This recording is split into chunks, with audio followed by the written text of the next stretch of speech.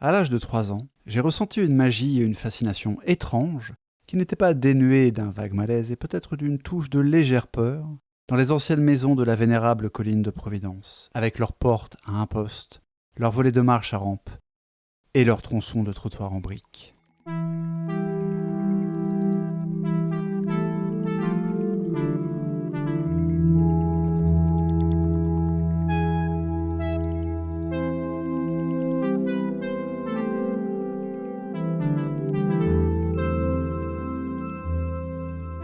Entité cosmique ou simple mortel, soyez les bienvenus dans Lovecraft Therapy, l'exploration neurodivergente consacrée à la vie et à l'œuvre de Howard Philip Lovecraft.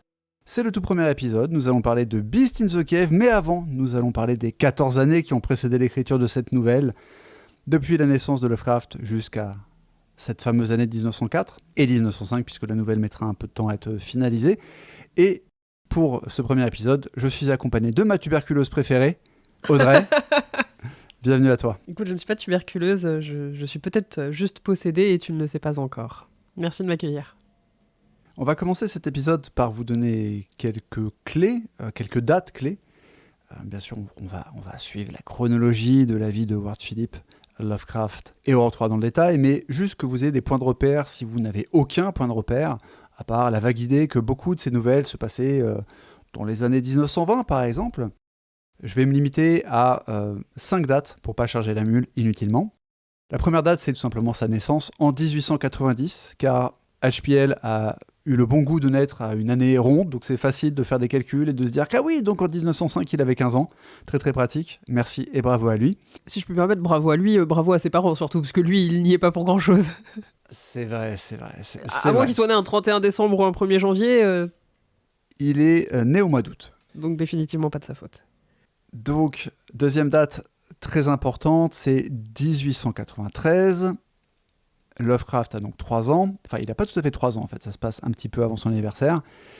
Son père va avoir le bon goût de faire un épisode délirant lors d'un voyage. Il est commercial dans, alors je ne veux pas dire de bêtises, la sidérurgie ou quelque chose, en tout cas, voilà, une industrie qui est en rapport avec la manufacture d'objets en métal. J'ai plus le terme exact, quelque chose de Smith. C'est pas blacksmith, mais voilà. On est dans les forges, la métallurgie, quelque chose comme ça. Et donc son père, Winfield Scott Lovecraft, est à l'hôtel à Chicago et il descend voir le réceptionniste en expliquant que dans la chambre d'à côté de la sienne, sa femme est en train de se faire une nymphomaniaque façon Charlotte Gainsbourg avec 3 individus. Et bon, évidemment, tout ça, c'est absolument pas vrai. Sa femme n'est pas à l'hôtel en train de partouzer à côté de lui. Et voilà, c'est totalement un épisode délirant. C'est ce qu'on appellerait aujourd'hui une bouffée délirante. Et à cette date-là, il va donc se retrouver interné. Le petit twist, en fait, c'est que pendant les 5 prochaines années, et ben en fait, il ne ressortira pas de l'hôpital et en fait, il ne ressortira pas vivant puisqu'il va mourir en internement. Alors, le consensus, c'est qu'il est mort de la syphilis, en fait. Je dis consensus et non pas unanimité parce qu'il y a quelques commentateurs qui émettent d'autres théories, qui disent non, en fait, c'était pas la syphilis, c'était tel truc. Bon, un commercial dans les années 1890, bon, commercial itinérant, je précise, ça ne serait pas surprenant ni choquant qu'il ait attrapé la syphilis et que, voilà, du coup, il se retrouve à moitié paralysé. Oui, en fait, c'était lui qui était dans la chambre, c'était pas sa femme. Voilà, bon, voilà. On ne sait pas s'il était accompagné d'une prostituée dans la chambre à Chicago, mais voilà, il a eu cette bouffée délirante et il va développer une forme de paralysie. Et Lovecraft ira le voir une fois, peut-être 2, dans ces 5 années. Donc, c'est très peu et c'est assez spectaculaire de se dire que cet enfant a passé les 5 premières années de sa vie sans... Enfin, pas les 5 premiers, mais de l'âge de 3 ans à l'âge de 8 ans, il n'aura pas vu son père, ou si ce n'est une fois ou 2 à l'hôpital. Et le père n'était visiblement pas en état de parler, puisqu'il était voilà, dans une espèce une étrange catatonie. Donc, c'est une date importante. Et la troisième date que je vais vous proposer, alors on est encore dans les dramas finalement, voilà, c'est 1896 et c'est la mort de sa grand-mère maternelle. Alors, j'ai pas gardé de citation à ce sujet. Je précise d'ailleurs que pour tout ce qui est autobiographique, pour l'instant, on s'appuie sur l'excellente biographie rédigée par S.T. Joshi qui s'appelle I Am Providence. On aura peut-être l'occasion d'aller recouper les sources un peu plus tard, mais Joshi a fait un énorme travail documentaliste, en fait. La bibliographie de de son bouquin est extrêmement dense. Le bouquin fait 1300 pages, enfin 1600 en version papier, je crois. Donc, c'est du très très lourd, et pour l'instant, c'est là-dessus que je m'appuie. Ce que raconte Joshi, c'est que en fait, la mort de la grand-mère de HPL va en fait vraiment plonger toute la maisonnée dans un état de deuil et pas de dépression, c'est peut-être un peu fort, mais de tristesse et d'abattement. Et c'est d'ailleurs à partir de 1896, donc Lovecraft a à peu près 6 ans à l'époque, qu'il va commencer à faire des cauchemars, et il va d'ailleurs inventer une créature dans ses cauchemars qu'il appelle des Night Gaunt, qu'on pourrait traduire par des carcasses de la nuit ou des décharnés de la nuit, dédicace à Bloodborne et aux Souls en général. Voilà. Mais c'est le début de sa carrière de rêveur ou, comme dirait Joshi, de cauchemardeur. Voilà. Et ça lui servira d'inspiration. On en reparlera bien sûr tout au long de cette série de podcasts. Donc après ces 3 dates, dont 2 étaient des événements négatifs, on va dire, il y a une date qui est 1898, et là en fait il se passe tellement de choses qu'on en parlera le moment venu. Voilà.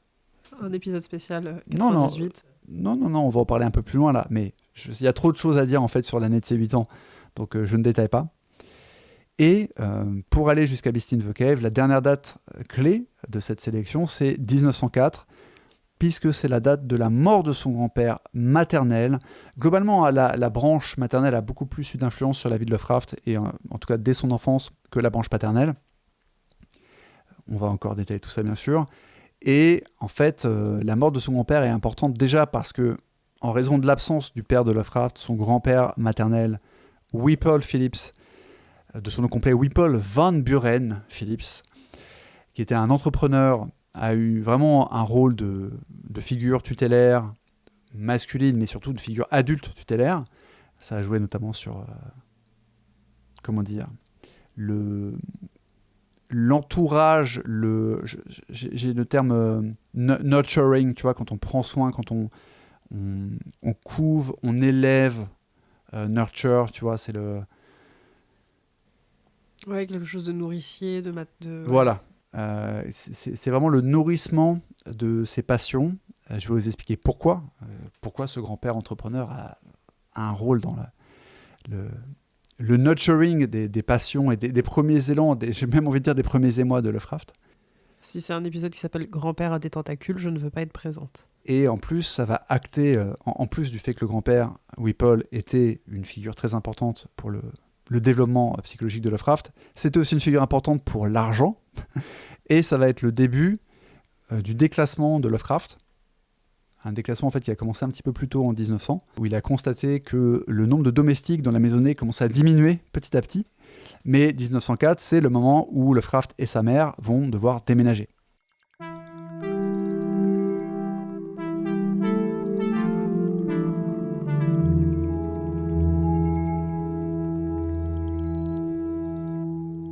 Parmi mes quelques camarades de jeu, à l'âge de 5 ans, j'étais très impopulaire, car j'insistais pour rejouer des événements historiques ou pour agir selon des intrigues cohérentes. Vous remarquerez que je n'ai fait aucune référence aux amis et aux camarades de jeu. Je n'en avais pas. Les enfants que je connaissais ne m'aimaient pas et je ne les aimais pas non plus. J'étais habitué à la compagnie et aux conversations des adultes, et malgré le fait que je me sentais honteusement ennuyeux aux côtés de mes aînés, je n'avais rien de commun avec les enfants en bas âge. Leurs ébats et leurs cris me rendaient perplexe. Je détestais le simple fait de jouer et de danser. Dans mes récréations, j'avais toujours désiré de l'intrigue. Dans son plus jeune âge, Lovecraft va donc montrer ce que j'appellerais un certain niveau d'éveil intellectuel et de curiosité. Et de misanthropie. Et de misanthropie. Oh, c'est pas forcément de la misanthropie d'ailleurs. Même s'il dit qu'il aimait pas ses camarades de jeu, c'est l'histoire d'une inadéquation pour l'instant. Donc il estime, alors c'est les propres évaluations et souvenirs de Lovecraft, donc c'est sujet à caution, mais il estime, d'après Joshi, avoir commencé à écrire à l'âge de 6 ans, mais il a commencé par faire de la poésie versifiée. Donc je rentre pas dans le détail, il a fait beaucoup de poèmes, on a quelques traces, quelques extraits, il y en a qui sont édités d'ailleurs en français, mais pour l'instant, je vais pas détailler, on pourra peut-être y consacrer un épisode, mais vous le savez si vous avez entendu l'épisode 0 de Lovecraft Therapy, l'idée c'est avant tout de suivre l'intégralité de ses œuvres fictionnelles. Donc on ne va pas considérer que les poèmes sont des œuvres fictionnelles, même s'il y a débat. Néanmoins, à l'âge de ses 7 ans, donc il dit qu'il a commencé à écrire de la poésie vers 6 ans, mais à l'âge de ses 7 ans, en fait, il va découvrir un musée, alors qui n'est pas spécialement un musée d'antiquité gréco-romaine, en tout cas plus aujourd'hui, parce que le musée existe toujours, c'est le musée qui est affilié à la Rhode Island School of Design, et qui était en fait à 1 kilomètre de chez lui, parce que je ne l'ai pas précisé, mais même si à sa naissance, il vivait dans le Massachusetts avec ses parents, enfin c'est plutôt ses parents qui vivaient dans le Massachusetts, après l'internement de son père, il va revenir à Providence, vivre à Angel Street. Vous pouvez, sur Google Maps aujourd'hui, aller vous promener dans Providence, et vous pouvez faire le trajet, comme je l'ai fait si vous voulez, depuis Angel Street jusqu'au musée de Rhode Island, alors qu'il a déménagé à l'époque, il était dans le sous-sol de l'école, maintenant il a son bâtiment à part, mais ça vous donnera une idée de la petite marche que faisait Lovecraft avec probablement son grand-père, peut-être sa mère, et c'est là qu'il a découvert en fait l'esthétique gréco-romaine. Et cette découverte va entraîner une sorte d'épiphanie. Avant longtemps, j'étais familier des principaux musées d'art classique de Providence et de Boston. Vers 7 ou 8 ans, j'étais un authentique païen, tellement enivré par la beauté de la Grèce que j'avais acquis une croyance à moitié sincère dans les anciens dieux et les esprits de la nature. J'ai littéralement construit des hôtels à Pan, Apollon, Diane et Athéna, et j'ai surveillé les dryades et les satyres dans les bois et les champs au crépuscule. Une fois, je crus fermement apercevoir quelques-unes de ces créatures sylvestres dansant sous les chênes automnaux, une sorte d'expérience religieuse, aussi vraie à sa manière que les extases subjectives de n'importe quel chrétien. Si un chrétien me dit qu'il a ressenti la réalité de son Jésus ou de son Yahvé, je peux répondre que j'ai vu le Pan au sabot et les sœurs de Phétusia l'Hespérienne. Et donc à 7 ans, Lovecraft avait déjà lu toute l'Odyssée, d'accord, probablement la traduction anglaise d'Alexander Pope, un auteur des Lumières, et du coup il a, pas traduit, mais produit sa propre version de l'Odyssée d'Ulysse sous forme d'un poème versifié de 88 lignes. Alors bon, 88 lignes, c'est bien sûr pas grand-chose, c'est très synthétique, mais c'est quand même pas mal pour un gamin de 7 ans. Et à mon avis, c'est plus digeste que le Ulysse de Joyce. À l'âge de 8 ans, son grand-père, le fameux Whipple, Phillips, va lui donner des rudiments de latin, parce qu'en fait, Lovecraft n'aura pas de vrais cours de latin avant ses 14-15 ans au lycée. Enfin, à l'époque, c'est plutôt le collège, en tout cas, c'est la frontière. Mais tout de même, aux États-Unis, je crois qu'en fait, le high school regroupe le collège et le lycée, si je dis pas de bêtises. Ouais, je crois que ça fonctionne un petit peu comme ça. Puisqu'en fait, il a... D'abord, l'école où il va se rendre, c'est la Slater School. Et après, il est question de la Hope School, où il passe pour l'année 1902-1903. Donc 12-13 ans, donc ouais, c'est l'entrée au collège. Donc clairement, voilà, il n'aura pas de latin avant le collège. Ce qui ressemble d'ailleurs au cursus occidental moderne. Moi, j'ai eu des cours de latin pareil au collège, j'avais pas de latin en primaire. Ouais, moi je l'ai commencé en 5e, et je crois qu'il y a vraiment très peu de cas où on a déjà du mal à faire commencer les langues vivantes en primaire, c'est pas pour faire commencer les langues mortes. Et donc, on a cette année 1898, où son grand-père va lui donner des rudiments de latin. Mais en fait, c'est une année où il va se passer plein de choses. Et en tant que grand lecteur, en fait, lecteur avide, devrais-je dire, Lovecraft va notamment se passionner pour les contes des Mille et une nuits. Il explique même qu'enfant, il avait des petits costumes, il avait un petit coin de sa chambre qui était décoré de façon orientale, voilà. Et c'est là qu'on peut commencer à se dire, ok, Lovecraft n'a pas grandi dans une famille pauvre parce que je ne sais pas à quoi ressemblaient les jouets typiques d'un enfant états-unien de l'État de Rhode Island en 1890 et 1898, mais probablement c'était pas évident d'avoir plein de bouquins. Déjà, je pense qu'il y a des familles où on lisait peu. Ouais, ça, c'est ce que j'allais dire. Déjà, trouver Les Mille et une nuits et l'Odyssée, c'était peut-être pas forcément chez toutes les familles comme ça.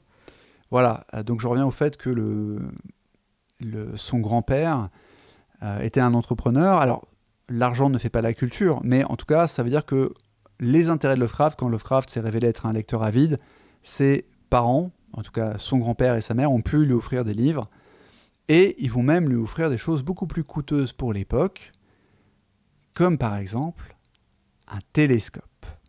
Parce que 1898, c'est aussi l'année où Lovecraft va découvrir la science avec un putain de S majuscule.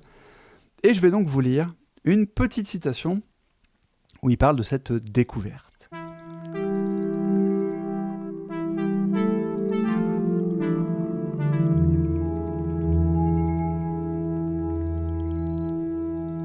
Avec la curiosité insatiable de la petite enfance, je passais des heures à examiner les images à la fin du dictionnaire intégral de Webster, absorbant une variété d'idées. Après m'être familiarisé avec les antiquités, les costumes et armures médiévales, les oiseaux, les animaux, les reptiles, les poissons, les drapeaux de toutes les nations, l'héraldique, etc., etc., je tombais sur la section consacrée aux instruments philosophiques et scientifiques, et je fus véritablement hypnotisé. Les appareils chimiques m'attiraient particulièrement, et je résolus, avant de connaître quoi que ce soit à la science, d'avoir un laboratoire. Étant un enfant gâté, et là c'est Lovecraft qui dit lui-même spoiled child, étant un enfant gâté, je n'eus qu'à demander pour l'obtenir. On me donna une cave de bonne taille, et ma tante aînée, qui avait étudié la chimie au pensionnat, me fournit quelques appareils simples et un exemplaire du Young Chimist, un manuel pour débutants du professeur John Edward Appleton de l'université de Brown. L'université de Brown, en fait, c'est l'université de Providence. Le travail, ou le jeu, du laboratoire semblait délicieux. Et malgré quelques incidents, explosions et instruments cassés, je m'en sortis brillamment. Alors bien sûr, ces mots n'ont pas été écrits en 1898. C'est un Lovecraft adulte qui parle de sa jeunesse. Mais j'aime beaucoup l'espièglerie qui met... Il y a cet humour très particulier, un humour un peu coquet, un humour de l'esthète dépassionné ou faussement dépassionné. Je ne sais pas comment tu le qualifierais en fait. Oui, et il y a un petit peu aussi un petit peu d'humour, mais de fausse modestie qui amène comme ça, ce qu'on pourra peut-être retrouver dans d'autres écrits où les personnages ont toujours un petit peu ce truc de non, moi je ne fais pas ça, je ne suis pas comme ça. Il y a une forme de hauteur, effectivement. Je pense qu'on peut le dire, si vous ne connaissez pas bien l'œuvre de Lovecraft. Si vous la découvrez avec ce podcast, Lovecraft était un putain de snob. Il y a un certain nombre d'éléments que j'ai laissés de côté pour parler de ces 14-15 premières années, parce que sinon l'épisode ferait 3 heures, et on aura toujours l'occasion de faire des petits épisodes spéciaux consacrés sur tel ou tel sujet. Mais je parlais de ces poètes et de la traduction, enfin de sa propre version versifiée de l'Odyssée.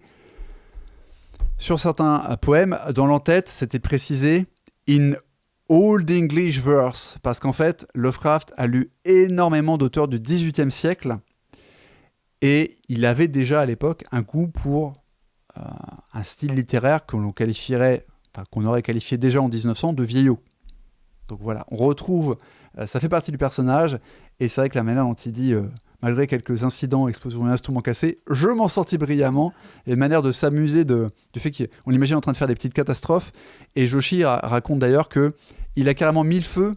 Alors, faut se mettre dans le contexte de l'époque. Providence n'était pas aussi densément construite qu'aujourd'hui, même si c'est une ville où il y a, quand on se promène, en tout cas vraiment, quand on fait le trajet entre Angel Street et la Rhode Island School of Design, il y a assez peu de grands bâtiments. On aperçoit un quartier d'affaires au loin, qui lui comporte son lot de gratte-ciel, mais sinon c'est vraiment de la petite maison de Nouvelle-Angleterre avec les pans de bois sur les murs, c'est très joli. Il y a aussi quelques immeubles en briques, quelques bâtisses en briques.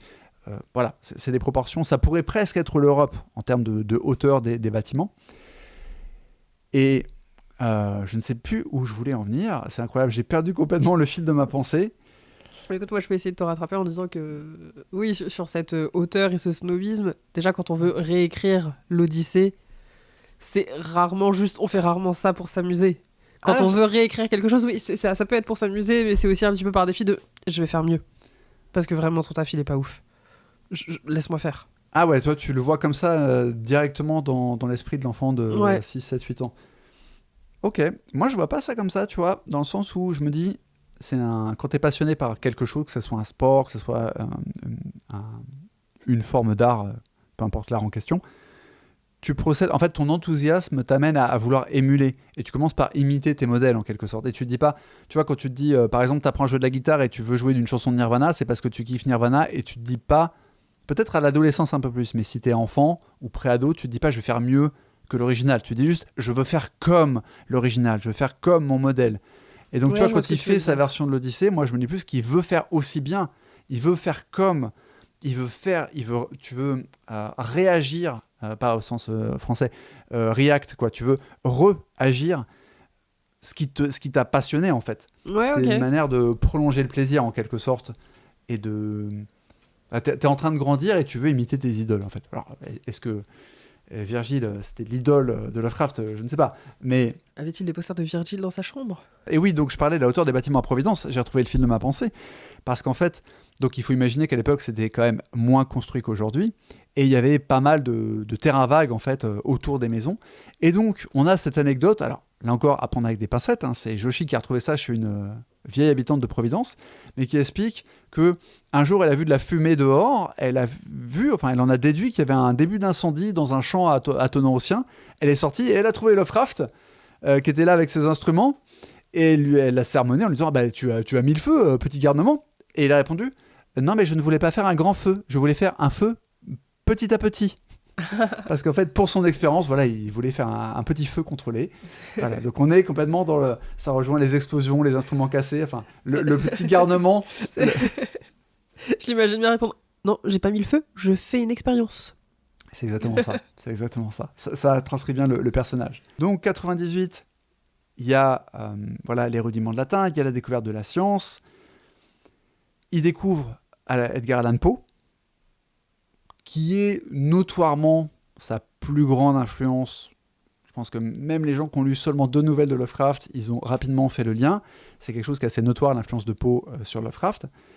Alors l'influence qui viendra plus tard, qui se matérialisera dans les nouvelles surnaturelles, mais voilà. Et il va aussi, donc en 1898, entrer à l'école, donc cette fameuse école primaire, la Slater Avenue School, et il va faire son premier breakdown, de son propre aveu, il appelle ça un breakdown, hein. Et il évoquera notamment le fait que dans sa famille, il y a son grand-père maternel et sa mère qui sont très promptes aux migraines, et il évoquera sa mauvaise constitution. On n'a pas vraiment plus de détails sur le breakdown, si ce n'est que Lovecraft prenait des cours de violon, donc là encore, c'est pas n'importe qui aux États-Unis en 1898 qui peut se payer des cours de violon, et apparemment il était assez prometteur, mais soit la discipline, soit j'ai envie de dire le bruit, parce qu'en fait le violon c'est quand même un instrument super stressant quand vous êtes la personne qui tient le violon ou le parent de l'enfant qui subit les répétitions. Une fois que c'est maîtrisé, ça peut être j'ai rien contre les violonistes, hein, mais vous voyez l'idée, c'est quand même c'est un son assez strident qui est très fort, etc. Et bref, en tout cas, je pense que c'est pour ça que j'ai jamais pu avoir de cours de violon quand j'étais petite. On me l'a toujours refusé. Ah, tu voulais faire du violon? Ouais, à un moment ça m'avait traversé l'esprit. Et, en fait, moi là-bas je voulais des cours de basse. Ma grand-mère m'a dit non, si je te paye des cours, c'est piano ou violon. Ma mère a dit dans ce cas-là, c'est non. Okay. Et je n'ai jamais joué rien d'autre que de la flûte au collège. Donc, La fameuse flûte à bec, également connue sous le nom de pipeau. Donc, je ne vais pas faire porter les affres de ce breakdown mystérieux uniquement sur la faute au cours de violon, mais voilà, c'est aussi peut-être l'arrivée à l'école. On n'a vraiment pas plus de détails que ça sur ce premier breakdown. Il y en aura d'autres. Alors, on pourrait faire le lien que 98, c'est l'année de la mort de son père, hein, tout simplement, avec sa tête à mais c'est pas vraiment évoqué. Lovecraft parle du fait qu'il va aller, une fois que son père est mort, il va aller dans ses placards et récupérer, porter certains de ses vêtements, par exemple ses lavalières. Et il y a une petite section où il parle des lavalières qui avaient si peu servi. Voilà. Mais on n'a pas l'impression... En fait, le grand-père a tellement pris la place du père sur la stature du tuteur que, en tout cas, c'est pas verbalisé jusqu'ici. On n'a pas l'impression que la mort du père de Lovecraft ait été un grand traumatisme. Il a l'air d'avoir été bien plus traumatisé par la mort de sa grand-mère en 1896. 1898, c'est aussi le début de ses œuvres de prose. Alors, pour être exact, il y a une première fiction qui date de 1897 qui a été perdue. On sait qu'elle s'appelait The Noble Eavesdropper, l'histoire d'un enfant qui entend des voix dans une cave ou un souterrain. J'ai pas trop retenu puisque en fait on n'a pas le texte, mais on va pouvoir vous parler de ce qu'on appelle la Juvenilia. Alors je fais référence à l'intégrale qui s'appelle tout simplement Howard Philip Lovecraft The Complete Fiction. Un très très beau volume, une très belle reliure avec des belles couleurs bleues et violettes. Qui est paru à quelle édition? J'ai pas pensé à le noter avant l'épisode, hein. On essuie les plâtres. C'est tout simplement édité par Barnes & Noble, hein. Voilà. Ouais. Une petite maison d'édition pas très connue. Avec une très jolie tranche argentée qui fait vraiment un très bel effet dans une bibliothèque. Et donc à la fin de ce volume, c'est considéré comme faisant partie de l'appendice. on a ce qu'ils appellent la Juvenilia, qui sera traduit en français, je suppose, par œuvre de jeunesse. C'était longtemps inédit en français, mais elles sont disponibles dans la compilation bouquin de Robert Laffont. Et je crois qu'elles font aussi partie désormais de la nouvelle traduction des éditions Nemos, l'œuvre intégrale en 7 volumes. Vous avez donc ces 4 petites nouvelles, très petites parfois, on va y venir. The Little Glass Bottle, The Secret Cave, The Mystery of the Graveyard et The Mysterious Ship. Et je vois qu'Audrey est morte de rire à cause de mon accent. Pas du tout, monsieur Raffarin. Alors, nous avons lu en version originale, s'il vous plaît, ces 4 œuvres pour vous en parler. Donc, The Little Glass Bottle, qu'est-ce que tu en as pensé, Audrey ? Ou qu'est-ce que ça raconte ? Peut-être tu veux que je commence par pitcher. Moi, j'ai 8 mots pour la résumer. D'accord. J'ai mis... c'est l'histoire d'une bouteille à la mer avec une arnaque au trésor. Oui, ça résume bien le truc. On a des pirates qui trouvent, comme le titre l'indique, en fait, une bouteille avec un petit message, des années avant la chanson de Police, c'est fort quand même. Et le message dit en gros, voilà, il y a une carte dedans, il y a une croix, littéralement. Et si vous allez sur la croix, là, vous allez trouver 25 000 $ enterrés. Enfin, il donne pas le montant, je crois, d'ailleurs. Si, à un moment, il y a 25 000. Ouais, mais ça, c'est la récompense finale. Parce qu'en fait, le twist, donc ça fait même pas 2 pages, basiquement, cette nouvelle. Et ce qui est très drôle, c'est que, en fait, une fois qu'ils arrivent sur place, donc le pirate, le capitaine envoie des gens plonger.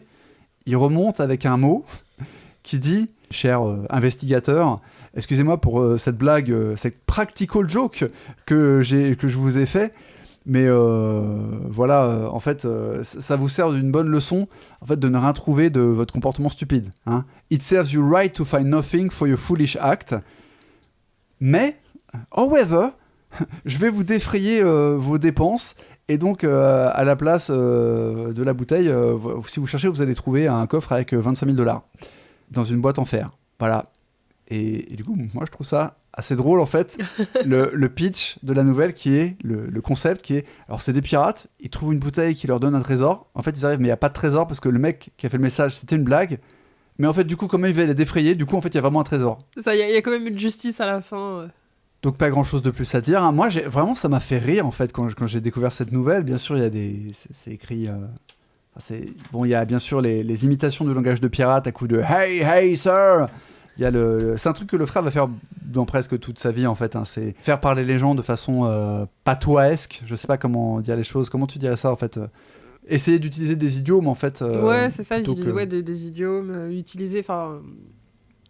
faire preuve de patois.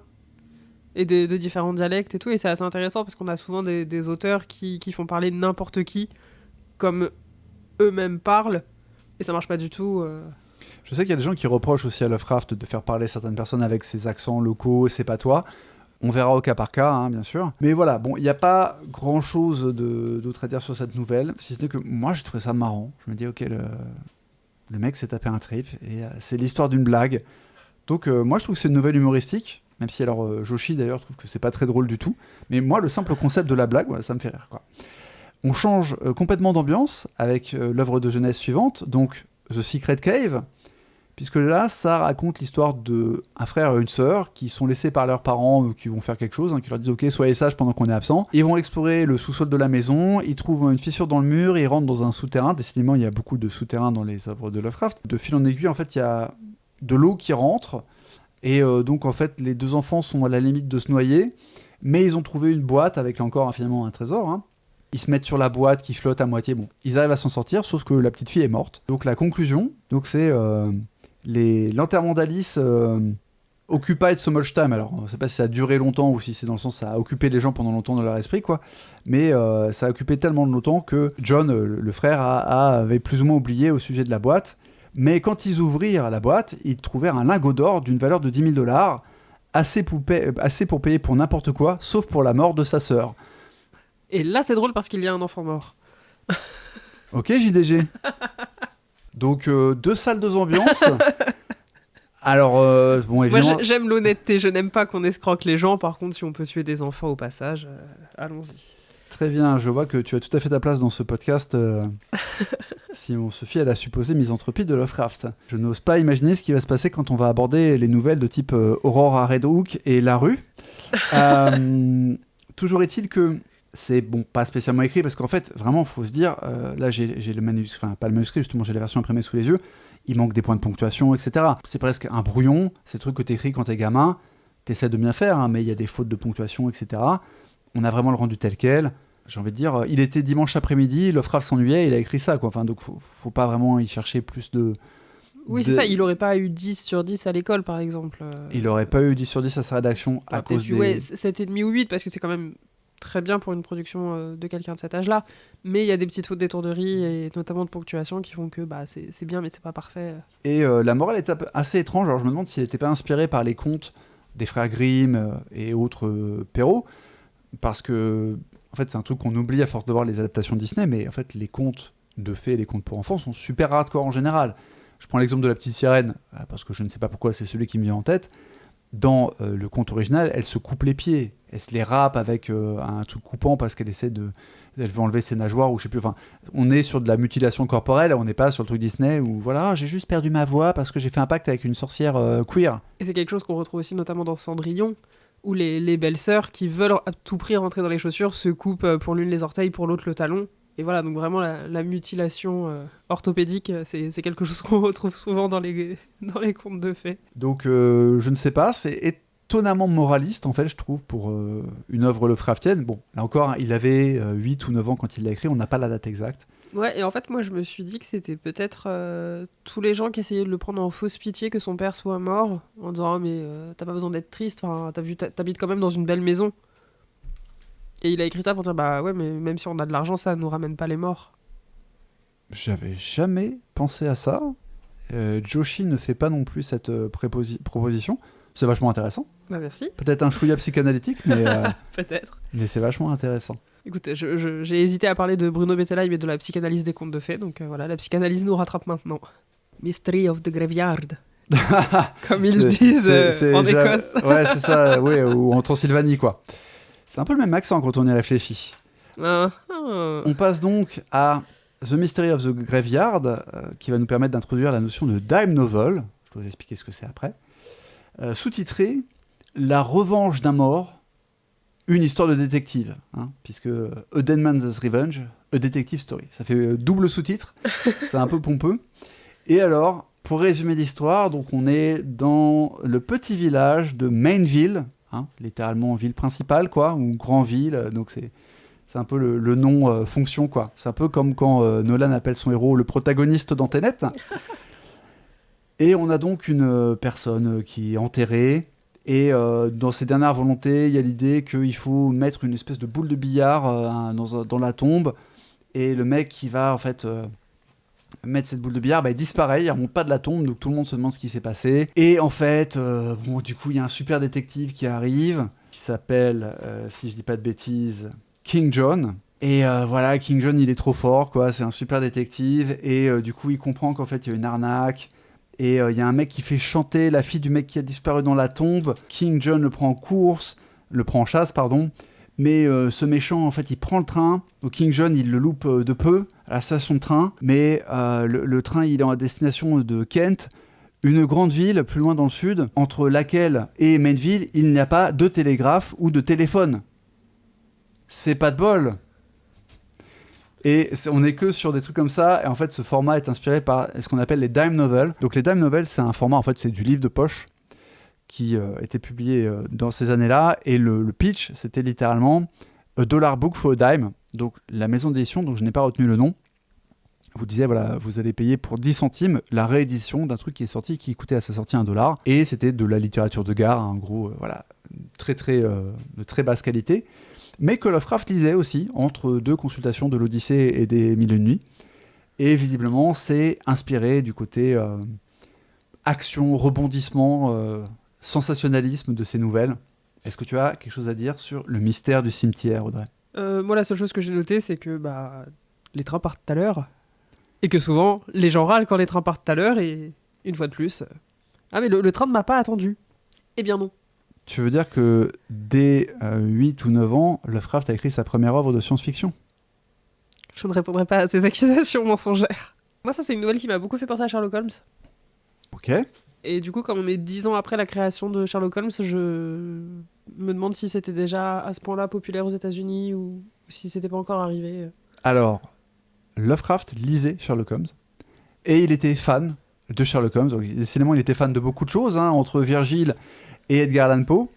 Et il avait même monté avec ses amis, car oui, il avait des amis, notamment deux frères, les frères Monroe, qui s'est fait probablement à la Slater School, à Slater Avenue School, et qui vivait tout de même à Providence. Hein. Vous imaginez bien que si vous étiez à la même école, vous n'étiez pas à 4 km dans une autre ville. Et en fait, ils avaient une agence de détective. Bah voilà. Et, alors je pensais pas en parler tout de suite, mais Lovecraft s'est rapidement mis à imprimer ses propres petits journaux amateurs. Et il imprimait aussi, il y avait des annonces dans les journaux qu'il imprimait. Il y avait par exemple le Rhode Island Journal, et dedans, on allait trouver des annonces pour son agence de détective qu'il avait créée avec ses amis. Donc voilà, c'était clairement une influence aussi. Pour le mystère du cimetière, je pense qu'on reste quand même sur de la dime novel, et que c'est pas forcément lié à son amour de Sherlock Holmes. Surtout que c'est très... en fait, le détective King John est une... alors tu me diras, oui, c'est vrai que Sherlock Holmes, c'est aussi un super détective qui comprend plein de trucs, etc. Oui. Mais la manière dont c'est rédigé, le fait qu'on enchaîne les scènes d'action, ça viendrait plutôt du format de la dime novel, qui se veut un truc palpitant, tu vois, avec des rebondissements, etc. Plutôt que les intrigues très très ciselées de Sherlock Holmes. Ok. Voilà, ce qui me faisait penser à Sherlock aussi, c'était le coup de le mystère, et en fait juste une arnaque. Puisque Sherlock a justement aussi beaucoup de... Non, c'est pas un meurtre, en fait c'est plus compliqué que ça, on essaie de vous la mettre à l'envers. Ah oui, parce que j'ai pas précisé, en fait, quel est le dénouement ? C'est que dans la tombe du monsieur qui se fait enterrer, il y a effectivement un petit mécanisme qui fait que quand on place la boule de billard, il y a une chausse-trappe qui s'ouvre. Et donc, ce monsieur voulait se venger de la personne à qui il a demandé d'être la personne qui va déposer la bille au fond. Et donc voilà, c'est une histoire de bandit avec un mécanisme. Il n'y avait rien de surnaturel. On est sur du pur polar, enfin, en tout cas, une intrigue policière avec un rouage et non pas avec des fantômes ou des phénomènes paranormaux. On finit avec The Mysterious Ship, qu'on traduirait par le vaisseau mystérieux, qui raconte une histoire abracadabrantesque, là encore, ou cousue de fil blanc, je ne sais pas trop comment la décrire. Mais ça se passe... Alors, l'épisode précédent se passait donc à Mainville. Là, on est dans le petit village de Ruralville. Ça ne s'invente pas. Et en gros, on a un bateau qui apparaît, et puis il y a des échanges, des échauffourées avec d'autres bateaux. Et à chaque fois que ce bateau est apparu, il manque quelqu'un dans la population locale. Voilà. Ça arrive 3 fois. Alors, qu'est-ce qui se passe ? Comment ? Pourquoi ? Autre inspiration, je pense, de Lovecraft. Alors, pour le coup, c'est pas explicite que ça a influencé cette nouvelle-là, mais par contre, Lovecraft a témoigné de son amour pour cet auteur. Je pense bien sûr à Jules Verne, puisque la conclusion, c'est qu'en fait, les vilains qui viennent avec leur bateau et qui kidnappent des gens, ils utilisent pour ça un sous-marin qui va kidnapper les gens pendant que le gros de la populace est occupé par les fusillades. Et du coup, ça m'a questionné parce que, bien que la nouvelle date de 1902, elle est censée se passer en 1847. Et du coup, je me suis dit, attends, il n'y a pas de sous-marin en 1847 ? Et en fait, si, parce que le concept même de sous-marin date du XVIe siècle. On a des plans, des schémas de sous-marins qui remontent au XVIe siècle. Ouais, c'est De Vinci qui avait fait ça comme le reste, non ? Alors, j'ai pas cette ref-là. J'ai pas de ref à... J'ai dit ça un petit peu au hasard parce que je me dis qu'il a fait tellement de prototypes et de plans qu'il avait peut-être un sous-marin qui traînait quelque part dans ça serait pas étonnant. J'ai pas noté la référence, quelles étaient les premières, mais ce qui est intéressant, c'est que le premier sous-marin à hélice à être réellement construit date de 1775. Ça a été construit aux États-Unis. Ça s'appelait le Turtle, sans grande originalité. Et le premier sous-marin qui fut jugé réellement fonctionnel, d'après Wikipédia, date de 1800. Il a été conçu par un ingénieur américain, mais il est construit en France, et il s'appelait le Nautilus. Comme c'est surprenant. Et donc, voilà. Lovecraft revendique son amour de Jules Verne, mais est-ce que du coup, là, c'est un clin d'œil à 20 000 lieues sous les mers ? J'ai pas comparé les chronologies, je sais pas si 20 000 lieues sous les mers était sorti à l'époque. La nouvelle est un peu pourrie, on va pas se mentir. Ouais, c'est celle que j'ai le moins aimée, et du coup, c'est peut-être parce que ça ressemble à Jules Verne. Spoiler, je n'aime pas Jules Verne. C'est peut-être pour ça qu'elle m'a moins plu. Puis en fait, le truc de short version, long version, parce qu'il y a 2 versions différentes, une avec un petit peu plus de texte qui ont été rajoutés après, et je trouve que les ajouts n'apportent pas grand-chose, et sont vraiment très lourds pour rien. Comme dans une rédaction d'anglais où vous devez faire 300 mots, vous en avez 260, et vous brodez pour mettre 40 mots de plus, ça se voit, et c'est pas très beau. En fait, le truc, c'est que c'est très... Ce qui passait dans le Mystery of the Graveyard, malgré la rédaction un peu approximative, c'est le côté surréaliste, avec des actions... En fait, c'est un peu le Fast and Furious de l'époque. Alors que là, il y a un côté extrêmement plan-plan. À l'été 1847, le petit village de machin, nanana, mais on a un bâtiment qui éveille la suspicion, qui arrive de Tripoli en Afrique, le capitaine s'appelle Manuel Machin. L'excitement s'est calmé. Néanmoins, il y a Monsieur John Griggs qui avait disparu. Ok, pourquoi, comment chapitre 2. Il était 8h du matin quand la frégate machin tatati tatata. Chapitre 3. C'était l'été dans l'île de Madagascar et les locaux, enfin les autochtones, étaient en train de ramasser du maïs quand l'un s'écria Compagnon, je vois un vaisseau avec pas de drapeau, avec aucun nom imprimé sur le côté et avec tout à son sujet qui devrait attirer la suspicion. Quel autochtone malgache s'exprime comme ça, enfin, quel être humain s'exprime comme ça, en mode « Cher compagnon, j'ai vu ce bateau, et tout a l'air suspect à son sujet !» Nous devrions investiguer. Il aurait pu être scénariste chez Marvel, tellement c'est un peu du exposition drop, pas subtil, quoi. Donc c'est vrai que, une fois qu'on a lu le mystère du Graveyard, et qu'on a été amusé, en fait, quand on tombe sur Mysterio Ship, on n'est même plus amusé, quoi. Il reste un peu les mêmes ficelles, le côté un peu décousu. Moi, j'espérais que ce soit un truc... surnaturel, tu vois, je me disais, c'est du Lovecraft, il y a une histoire de bateau, la mer, les histoires de marins ont énormément de place dans l'œuvre de Lovecraft. Je me dis, on va avoir un truc, en fait, ils ont kidnappé les gens pour faire un rituel sacrificiel à une entité, quoi. Et oui. Bon, ça a été écrit en 1902, Lovecraft avait 12 ans, donc peut-être un peu trop ambitieux de ma part d'espérer un retournement un peu crypto... j'allais dire crypto-Lovecraftien, mais du coup crypto-cthulesque, quoi. Et d'ailleurs, Joshi aussi s'étonne pas de la baisse de qualité, mais il dit bon, c'est moins bien que Mystery of the Graveyard, donc c'est un peu comme c'est la dernière en termes de chronologie. Ouais, c'est ça, c'est ce que j'allais te demander, elles sont publiées dans l'ordre chronologique. Alors on n'a pas les dates exactes pour toutes, mais il y a une réflexion de Lovecraft qui qualifie que la fameuse nouvelle perdue Noble Eavesdropper était une nouvelle pré-Poe. C'est lui qui dit ça. Donc c'était avant qu'il découvre Poe et qu'il soit influencé par lui dans son écriture. Donc s'il fait cette précision sur Noble Eavesdropper, sachant qu'il a découvert Poe en 1898, on peut en déduire que la blague avec les pirates, c'est au moins 1898. Par contre, c'est avec du coup Mystery of the Graveyard, peut-être ça date de 1900, tout court, ou de 1901. Je peux pas être plus précis que ça. Mais on est sûr que Mysterious Ship, c'est 1902. Voilà. Et donc elles sont a priori présentées dans leur ordre chronologique, même s'il y a du flou sur les dates exactes. Et 20 milieux sous les mers, c'est écrit en 1870. Ok, donc c'est très probable qu'il l'ait lu. Donc c'est totalement une influence. Je cherchais si par hasard c'est pas Poe qui les avait traduites et que c'est comme ça qu'il l'aurait découvert, mais ça n'a pas l'air. Après ce détour par ces œuvres très imparfaites, et c'est bien compréhensible vu l'âge auquel elles ont été écrites. Ouais, naïve. Enfin, j'aurais dit très naïve. Tu vois, avec ce côté un petit peu attendri qu'on peut dire à quelqu'un quand on dit ah oui, c'est un petit peu naïf. Oui, les intrigues sont pas bien ciselées, il y a des grosses ficelles, mais on retrouve en fait cette idée de l'enthousiasme. Oui. Il a lu Jules Verne, il a lu des dime novelles et il a écrit une histoire avec des méchants qui ont un bateau et qui en fait kidnappent des gens avec un sous-marin. Ça se défend, quoi. Et bien, je veux pas avoir l'air de critiquer bêtement Lovecraft, mais bon, le fait est que c'est effectivement attendrissant de lire cette œuvre et de se dire c'était donc ça ce qu'écrivait l'enfant Lovecraft. Mais c'est vrai que quand tu es habitué à ce qu'il a écrit après, et surtout Beast in the Cave dont on va parler, qui date de 1904, c'est-à-dire seulement 2 ans après Mysterio Ship, vous allez voir qu'il y a un gap.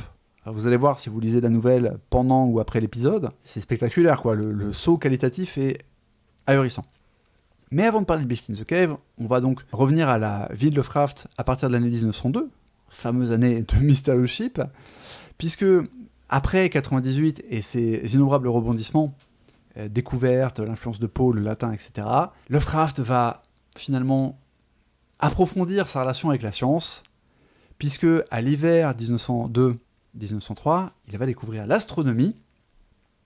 Il va là encore bénéficier des finances familiales, puisqu'il va se faire offrir un télescope.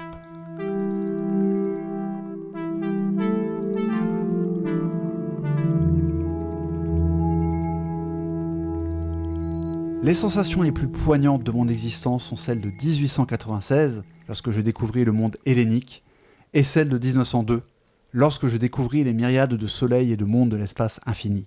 Parfois, je pense que ce dernier événement est le plus important, car la grandeur de cette conception croissante de l'univers suscite encore un frisson difficilement reproductible. J'ai fait de l'astronomie mon principal sujet d'étude scientifique, me procurant des télescopes de plus en plus grands, rassemblant des livres d'astronomie au nombre de 61, et écrivant abondamment sur le sujet sous forme d'articles mensuels ou spéciaux dans la presse locale. Ce que Lovecraft ne précise pas, c'est que certains de ces mensuels étaient imprimés par lui. Voilà. Mes observations se limitaient principalement à la Lune et à la planète Vénus. Vous vous demanderez pourquoi Vénus, puisque ces marquages sont douteux même sur les plus grands instruments. Je réponds, c'est précisément ce mystère qui m'a attiré. Dans un égoïsme enfantin, j'ai imaginé que je pourrais découvrir quelque chose avec mon pauvre télescope de 21 pouces qui avait échappé aux utilisateurs du télescope Yerkes de 40 pouces. Et à vrai dire, je crois que la Lune m'intéressait plus que toute autre chose. L'objet le plus proche. J'avais l'habitude de m'asseoir nuit après nuit pour absorber les moindres détails de la surface lunaire. Jusqu'à aujourd'hui, je peux vous parler de chaque pic et cratère comme s'il s'agissait des caractéristiques topographiques de mon propre quartier. J'étais très en colère contre la nature pour avoir soustrait à mon regard l'autre côté de notre satellite. Et il va donc se mettre à écrire des traités d'astronomie, voilà, littéralement des traités. Alors il écrit aussi des traités d'histoire. Enfin voilà, on est quand même sur un enfant et un préadolescent qui est très prolifique en matière d'écriture. C'est à mon tour de faire une citation. Ouais. Une citation de Blaise Pascal. Profitez-en, c'est la seule fois de ma vie où je vais citer Blaise Pascal. Donc. Et qui aurait pu du coup se traduire à Lovecraft, enfin se transmettre. C'est toujours pas le bon mot, mais vous voyez. Le silence éternel de ces espaces infinis m'effraie. Ça rejoint un peu la philosophie on est totalement... Lovecraftienne de l'île d'ignorance dont il parlera plus tard à l'époque du mythe de Cthulhu. Pour vous dire à quel point Lovecraft est fan de science et d'astronomie, à la fin de son année scolaire, donc 1902-1903, dans cette fameuse Slater Avenue School, on lui propose de faire un petit discours de fin d'année. Et d'abord, il refuse. Et puis en fait, il réfléchit et il dit non, ouais, je vais faire un petit discours. Voici le discours en question. Un extrait, bien sûr. Mesdames et messieurs, je n'avais pas pensé à empiéter sur votre temps et sur votre patience aujourd'hui. Mais quand la muse vous y pousse, seul un homme malade peut étouffer sa demande. Quand je parle de la muse, je ne veux pas dire que je vais vous infliger mes mauvais vers. Ma muse, ce jour, est Clio, qui préside sur les affaires de l'histoire, et mon sujet, qui me tient à cœur, est la carrière de celui qui s'est hissé de la plus malheureuse condition d'insignifiance à la plus haute stature de l'éminence méritée. Oui, vous remarquez que c'est un peu lourd, hein, on retrouve déjà le côté chargé et les coquetteries de Lovecraft. Monsieur William Herschel, qui, d'un paysan hanovérien, est devenu le plus grand astronome d'Angleterre, et donc du monde. Pour ceux qui n'ont pas la ref, Herschel, c'est le mec qui a découvert Uranus. Et si Lovecraft dit le plus grand astronome d'Angleterre et donc du monde, c'est parce qu'il a toujours été, pro-anglais, et il revendiquait même dans sa jeunesse d'avoir des opinions contraires, opposées à l'indépendance des États-Unis. Hein, donc on est quand même sur un anticonformiste qui se pose là. C'est l'occasion aussi de mentionner un petit peu la supériorité intellectuelle de Lovecraft, puisque donc après son année 1902-1903, il quitte l'école, donc là encore probablement pour des raisons nerveuses, et il va donc avoir un précepteur dont il va se moquer, puisque dans un de ses journaux auto-édités, il publiera une annonce fictive qui dit « Instruction bas de gamme à très haut coût ». Et la conclusion de l'annonce, c'était « Embauchez-moi, je ne peux pas faire le travail, mais j'ai besoin de l'argent ». Donc le mec est un assez bon chambreur, en tout cas à l'écrit, mais aussi visiblement à l'oral, puisqu'on a une anecdote, lorsqu'il va reprendre les cours en septembre 1904, donc à la Hope Street English and Classical High School, donc là c'est le collège-lycée. Donc il a à un moment une joute verbale avec une prof qui s'appelle Mrs. Blake. Alors je n'ai pas compris si on lui avait demandé un sujet de rédaction ou s'il suggérait spontanément un sujet de rédaction, puisqu'en fait il emploie le mot thème. Et il dit « J'avais remis un thème intitulé « La Lune peut-elle être atteinte par l'homme ?» Et j'ai pas trouvé, vraiment j'ai cherché, mais comme on fait des thèmes en latin quand on traduit des choses, donc est-ce que ça pouvait être aussi dans un ancien anglais une manière de parler des sujets de rédaction ou voilà. J'ai pas le contexte exact, mais peu importe.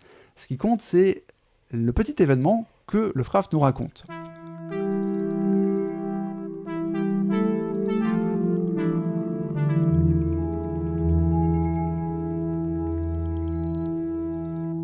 J'avais remis un thème intitulé « La Lune peut-elle être atteinte par l'homme ?» Et quelque chose, Dieu sait quoi, a amené Mrs. Blake à questionner son originalité. Elle dit que cela ressemblait à un article de magazine. Ai-je nié les accusations liées à l'article de magazine ? Eh bien non. Au lieu de cela, j'ai calmement informé la dame que le thème était en effet un parallèle mot à mot d'un article paru dans un hebdomadaire rural quelques jours auparavant. J'étais sûr, dis-je, que personne ne pouvait contester ce parallélisme.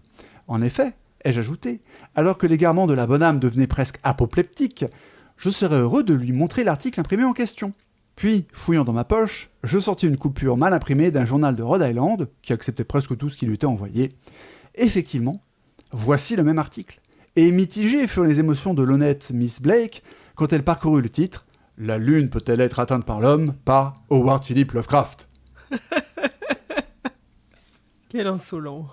On est sur un troll de haut niveau, mais en 1904, c'est la mort de son grand-père. Et pour le coup, c'est la seule fois de sa vie où Lovecraft pensera au suicide.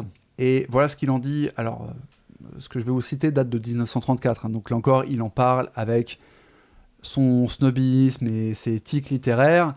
Ça aurait été très intéressant d'avoir une note, un journal d'adolescent pris à l'époque même. Je ne voulais pas me suicider parce que le monde se serait porté trop mal que je ne sois plus là. En fait, quand je parle de ces tics littéraires, c'est dans la manière dont il parle de la situation. Pour la première fois, je savais ce qu'était une maison encombrée et sans serviteur. Alors, parce que je ne l'ai pas précisé, mais du coup, je l'ai dit au début de l'épisode, ils vont déménager, sa mère et lui, suite au décès de Louis-Paul. Et en fait, ils vont partager une maison. Alors, j'ai pas trop bien compris le concept, mais je suppose que c'est l'ancêtre de la colocation londonienne. Ils avaient une maison qui était coupée en deux, apparemment, et je suppose que certaines pièces étaient traitées de façon commune. Peut-être qu'ils partageaient le salon, etc. Oui, ou peut-être juste qu'ils louaient une chambre. Comme ça se faisait déjà beaucoup. Apparemment, c'est vraiment la moitié de la maison. Mais Okay. Peut-être qu'il louait la maison à quelqu'un d'autre, ou peut-être que c'était le propriétaire, qui louait des moitiés de maison aux gens. La moitié des parties privées, etc. Okay. Surtout que, alors, il semblerait qu'en Nouvelle-Angleterre, les maisons sont pas toujours très symétriques dans leur construction. Donc, effectivement, peut-être comme tu dis, c'était juste une colocation et que c'était ce qu'on appelle des boarders.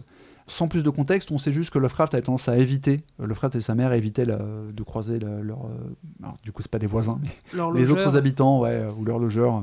D'où la notion de maison encombrée et sans serviteur, avec une autre famille dans la même maison. Je sentais que j'avais perdu tout mon ajustement au cosmos. Car en effet, qu'était HPL, donc il parle de lui-même comme ça à l'époque, qu'était HPL sans les pièces, couloirs, tentures et escaliers remémorés, et les statuaires, et les peintures, et les cours, et les promenades, et les cerisiers, et la fontaine, et l'arche recouverte de lierre, l'écurie, les jardins, et tout le reste. Alors on se demande ce que c'est tout le reste, quand il a déjà énuméré tout ça. Comment un vieil homme de 14 ans, c'est bien comme cela que je me sentais à l'époque, pourrait-il réajuster son existence à un appartement étriqué, à un nouveau foyer, et un décor extérieur inférieur dans lequel il ne restait presque plus rien de familier. Cela semblait être une occupation futile que de continuer à vivre. Oh bon sang, pourquoi ne pas complètement abandonner la conscience ? Alors j'ai traduit aussi finalement que je peux. Pour info, on lit Elle Improvidence en anglais. Et donc, en fait, c'est dit en français, mais plutôt que d'acheter la version française, je préfère traduire directement, parce que les traductions, on en parlera quand on abordera Beast in the Cave, dans quelques minutes. Mais bon, on n'est jamais si bien servi que par soi-même. C'est pas comme si je traduisais tout le bouquin. Et donc, quand il dit abandonner la conscience, il emploie vraiment le terme consciousness. Donc, dans l'original. Donc, à défaut, j'ai traduit ça comme ça. Alors, qu'est-ce qui a empêché Howard Philip Lovecraft de mettre fin à ses jours ? Il a reçu une nouvelle lentille de télescope. Franchement, tu brûles. Il a découvert un corps stellaire. Voilà comment il explique la chose. Alors, au passage, il a réfléchi à différentes méthodes pour se suicider. Il trouvait que certaines manquaient d'élégance, d'autres étaient compliquées, on n'était pas sûr que ça réussisse. Donc finalement, il s'est juste questionné sur le fait de se noyer. Là encore, est-ce qu'on est sur les germes de sa thalassophobie, qui est aussi une forme de thalassophilie, parce que l'importance des contes maritimes, des histoires de marins, j'y reviens dans l'œuvre de Lovecraft, c'est quelque chose. Donc voilà ce qu'il dit, et voilà ce qui finalement l'a fait changer d'avis.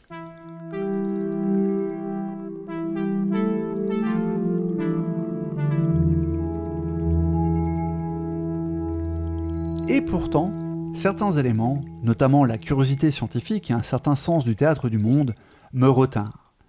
Beaucoup de choses dans l'univers m'intriguaient. Pourtant, je savais que je pourrais trouver les réponses dans les livres si je vivais et étudiais plus longtemps. La géologie, par exemple. Comment ces anciens sédiments et ces stratifications se cristallisent et se transforment en pics de granit ? la géographie. Que trouveraient Scott Shackleton et Borchgrevink dans le Grand Antarctique blanc lors de leurs prochaines expéditions, dont je pourrais lire les comptes rendus si je souhaitais vivre. Et quant à l'histoire, alors que je contemplais une sortie sans plus de connaissances, je devenais inconfortablement conscient de ce que je ne savais pas. Des lacunes alléchantes existaient partout. Quand les gens ont-ils arrêté de parler latin et commencé à parler italien, espagnol et français ? Que diable s'est-il passé au sombre Moyen-Âge dans les régions du monde autres que la Grande-Bretagne et la France, dont je connaissais l'histoire ? Qu'en était-il des vastes golfes de l'espace en dehors de toutes les terres familières, les étendues désertiques évoquées par Sir John Mandeville et Marco Polo, la Tartarie, le Tibet ? Et qu'en était-il de l'Afrique inconnue ? Donc, oui, c'est pas exactement la lentille de télescope, mais c'est son amour de la science et sa curiosité intellectuelle et scientifique qui l'a fait se raccrocher à la vie. En tout cas, c'est comme ça qu'il en parle en 1934, hein, donc évidemment. Et quelque part, sa peur de manquer aussi, de manquer de connaissances, de dire je peux pas partir maintenant, je vais louper trop de choses. Oui, c'est la même chose, non ? Oui, mais comme du coup, il vient de changer d'environnement, ouais. Et qu'il a plus autant de possessions et plus autant d'argent, il dit non, je peux pas manquer de tout. Donc manquer d'argent, ok, manquer de connaissances, jamais. Ah ok, je vois ce que tu veux dire. Donc pour conclure cette partie biographique, car maintenant on va parler de Beast in the Cave, enfin, si je résume, on a un Howard Philip Lovecraft qui est petit 1 sociable, contrairement à la légende, hein, car quand il retourne à Slater Avenue School en 1902, il se fait des amis, les fameux frères Chester et Harl Munro, et il monte son agence de détective passionné par Sherlock Holmes. Je vous épargne, hein, il y a aussi des histoires de balades en vélo, enfin, clairement, c'était pas l'ermite, même si on a cette citation de début de podcast où il explique que quand il était enfant, vraiment enfant, il n'aimait pas les autres enfants parce qu'il trouvait leur jeu stupide, et que lui, il voulait de la cohérence intellectuelle et il voulait qu'il y ait des intrigues. Lovecraft va devenir sociable. Donc on est loin de l'image simplifiée du misanthrope qui a été propagée notamment par Houellebecq. On sait aussi que Lovecraft est fragile, avec son fameux breakdown de 98 et celui de 1904 qui va lui faire interrompre sa scolarité une fois de plus, et avoir ce fameux précepteur dont il se moquera. Et on sait que voilà, Lovecraft est passionné par la science, l'histoire de la littérature, bref, qu'il est curieux intellectuellement, d'une curiosité extraordinaire et surtout je ne vais pas dire peut-être une précocité, parce que ça me paraît peut-être excessif de... On ne peut pas comme ça tout diagnostiquer en remontant dans le temps un enfant, surtout qu'il y a des contextes socioculturels, il faudrait pouvoir comparer avec les autres enfants de son époque, mais en tout cas, très vif intellectuellement, créatif, écrivain prolifique, presque petit bidouilleur, hein, parce que je le répète, les journaux qu'il écrivait, il les imprimait avec un procédé peut-être pas artisanal, parce que ça se trouvait dans le commerce, mais qui s'appelle un nectographe, donc qui permet de faire quelques dizaines d'impressions d'un même modèle de base. Donc, voilà. Et donc en 1904, il écrit un premier jet d'une nouvelle qui s'appelle Beast in the Cave, traduit en français parfois par Le monstre dans la caverne, ou La bête dans la caverne. J'ai aussi vu passer La créature dans la caverne, je crois. On parlera des problèmes de traduction liés à Lovecraft, hein, tout de suite, là, maintenant, parce que pour la version française, en fait, comme on lit les œuvres en anglais, en fait, on n'a pas jugé bon d'acheter l'intégrale de bouquins ni l'intégrale de Mnemos, ce qu'on va faire, en fait, on va être obligé de le faire, parce que du coup, là, j'ai une version française qui date de 69, qui est parue sous le titre « La bête dans la caverne » dans un recueil des éditions J'ai lu, un recueil qui s'appelle Dagon, où il y a quand même une trentaine de nouvelles, hein, donc en soi c'était bien pour découvrir les formats courts de Lovecraft, mais dont la traduction est absolument affreuse, et ça commence dès la première phrase, d'accord ? Puisque le traducteur nous dit quand même l'horrible conclusion qui s'était petit à petit imposée à mon esprit était devenue une terrible certitude. Sauf que dans le texte original, c'est pas juste « my mind », c'est « my confused and reluctant mind ». Donc en fait, c'est mon esprit confus et réticent. Donc là, dès la première phrase, le traducteur s'est dit « Voilà, les adjectifs, là, ça sert à rien, on va les enlever. » Voilà. Alors, ça permet, si vous lisez cette version-là de la nouvelle, cette traduction, vous comprendrez l'histoire, il n'y a pas de problème. Mais en termes de nuances, avec entre « c'est imposé à mon esprit » et « c'est imposé à mon esprit confus et réticent », le cachet n'est pas le même. On peut trouver d'ailleurs que c'est aussi encore du snobisme. C'est quoi un esprit réticent ? Réticent à quoi ? Mais on perd beaucoup du maniérisme de Lovecraft dès cette première phrase. Donc que raconte Bête dans la caverne, Beast in the Cave ? C'est l'histoire d'un protagoniste dont on n'a pas l'identité, qui est perdu, et ça on l'apprend dès le premier paragraphe. La structure de la nouvelle d'ailleurs est assez intéressante, et pour le coup, il n'y a pas vraiment de digression, c'est une nouvelle qui allie assez bien, je trouve, le maniérisme de Lovecraft avec un sens plus resserré de la narration et de l'intrigue. Oui. Premier paragraphe, on est dans une introduction in medias res, parce que voilà, je suis perdu dans la caverne du mammouth, mais mon goût de la philosophie me permet de rester calme. Le protagoniste s'enorgueillit d'avoir beaucoup étudié la philosophie et du coup de pouvoir garder son sang-froid au début de la nouvelle. Deuxième paragraphe, il fait la remarque que, de toute manière, s'il doit mourir dans cette cave, enfin dans cette caverne, ce sera une aussi bonne sépulture qu'un cimetière d'église. Et là, on voit le fameux paganisme de Lovecraft et son scepticisme, en tout cas sur les religions du livre, qui pointe le bout de son nez. Le protagoniste reconnaît que mourir serait de sa faute, parce que c'est lui qui s'est écarté d'un groupe de touristes. Ça nous permet d'apprendre un petit peu comment il s'est retrouvé là. Paragraphe 4, la pression augmente parce qu'il nous dit que sa torche est déjà en train de faiblir. Et en plus, on a un peu de foreshadowing, puisqu'il pense aux tuberculeux qui étaient venus se réfugier dans ces cavernes pour bénéficier de la température stable et d'un air soi-disant sain, et qui ont trouvé la mort dans des circonstances étranges et horribles que Lovecraft ne précise pas du tout. Donc on trouve déjà là son premier grand tic aussi, sur tout ce qui est relatif à l'indicible et au non-dit, cette grande habitude qui fait partie de la grande qualité de son œuvre, de ne pas vouloir rentrer dans le détail de pourquoi certaines choses sont horribles et qu'est-ce que sont ces choses, etc. Quand je dis que c'est du foreshadowing, c'est un double foreshadowing. De premier abord, on peut se dire le protagoniste est en train de nous dire ce qui va lui arriver, peut-être si la nouvelle finit mal. Peut-être qu'il finira comme ces tuberculeux qui sont perdus dans les méandres de la caverne. Mais ça nous donne aussi quelque chose sur le dénouement de l'intrigue qui n'est pas en rapport avec le protagoniste. Parce qu'au paragraphe suivant, il crie de toutes ses forces dans un dernier espoir, dans un dernier élan d'instinct de survie pour attirer les secours, mais au lieu d'avoir les secours, il attire une créature. Paragraphe suivant, je précise que c'est des paragraphes qui font parfois toute une page.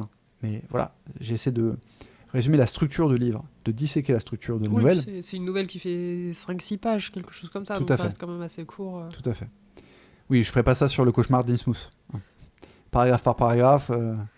Il y a des gens qui font des podcasts chapitre par chapitre sur le Seigneur des Anneaux, sur Harry Potter, mais bon.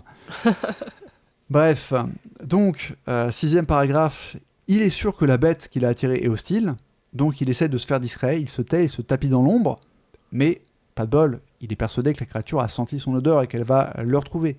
Du coup, paragraphe suivant, il collecte des pierres pour les jeter sur la créature, mais il ne les jette pas tout de suite parce qu'il a de terribles visions.